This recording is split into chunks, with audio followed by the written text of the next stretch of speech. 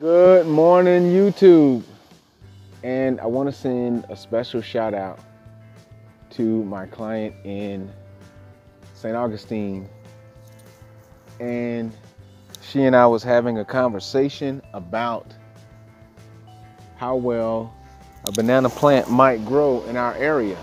And I'm born and raised here, and she's been here a long time too, and we've all seen the plants, but we could not ever remember ever seeing any real healthy bananas. Well, I can't wait to see what she says about these guys. You're looking at about half a dozen trees.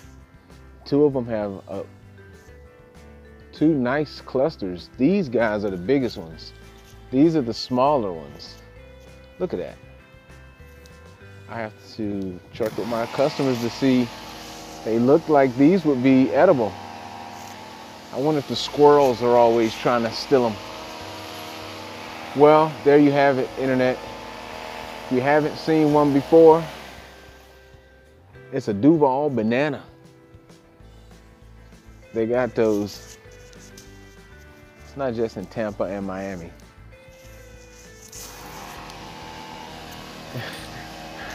That is hilarious.